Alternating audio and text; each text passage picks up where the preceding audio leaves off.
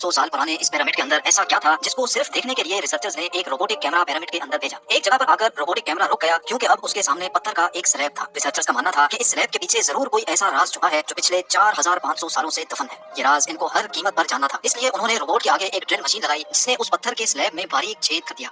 अब इस छेद के अंदर एक कैमरा भेजा गया जिसने स्लैब के उस पार एक ऐसा मंजर देखा जो पिछले 4500 सालों से किसी ने भी नहीं। मिस्र यानी इजिप्ट में टोटल 138 ऊंचे तरीन पिरामिड्स मौजूद हैं जिन्होंने पिछले हजारों सालों से दर्जनों अर्थक्वेक्स और कई खतरनाक तूफान का सामना किया। लेकिन मजाल है इनमें से कोई एक भी इधर से उधर हुआ हो। इनमें से सबसे ऊंचा और बड़ा pyramid the great pyramid of Giza कहलाता है और इस पिरामिड की बेस का एरिया 13 एकर्स है। यानी इस पिरामिड के अंदर हैरत अंगेज तौर पे एक दो नहीं बल्कि पूरी 9 फुटबॉल फील्ड्स आराम से फिट आ सकती हैं। एक एस्टीमेट के हिसाब से इस पिरामिड में टोटल 23 लाख बड़े बड़े पत्थरों का इस्तेमाल हुआ जिनमें से कई पत्थरों का वजन 50 टन भी था। अगर इसके टोटल वजन का अंदाजा लगाया जाए तो इस पिरामिड का वजन 60 लाख टन है जो 12 बुर्ज खलीफा के वजन के बराबर बनता है। लेकिन इतने ऊंचे और आलीशान पिरामिड्स बनाने का आखिर मकसद क्या था? हजारों साल पहले जब इंसान के पास कोई टूल्स भी मौजूद नहीं थे तब इन पिरामिड्स की दीवारों को कैसे इंच बाय इंच लेवल किया गया? कैसे 50 टन वजनी पत्थरों को स्क्वायर शेप में काटकर बगैर क्रेन के ही 480 फीट ऊंचाई तक पहुंचाया गया? और इनको बनाने में ऐसे कौन से इंजीनियर्स का हाथ था जिन्होंने इन पिरामिड्स को अर्थक्वेक प्रूफ के साथ साथ इनकी तमाम साइड्स को एक्जैक्टली 51.5 डिग्री के एंगल पे सेट किया? ये सब आप जान सकेंगे आज की इस वीडियो में। तो आइए शुरू करते हैं। Challenge number 1। कई सदियों से मुख्तलिफ रिसर्च टीम्स इस पिरामिड की कंस्ट्रक्शन टेक्निक जानने के लिए सर जोड़कर बैठी थी कि आखिर इस पिरामिड की हर side exactly north, south, east और वेस्ट पे बगैर कंपास के कैसे सेट की गई होंगी। कई एक्सपर्ट्स का मानना है कि उस टाइम के आर्किटेक्ट्स ने सबसे पहले ऐसी जमीन तलाश की होगी जो लाखों टन वजनी पत्थरों का वजन झेल सके। उसके बाद पोलर स्टार्स यानी वो सितारे जिनकी मदद से अर्थ के पोल्स का पता पड़ता है, उनकी मदद से पिरामिड की हर साइड को मार्क किया गया।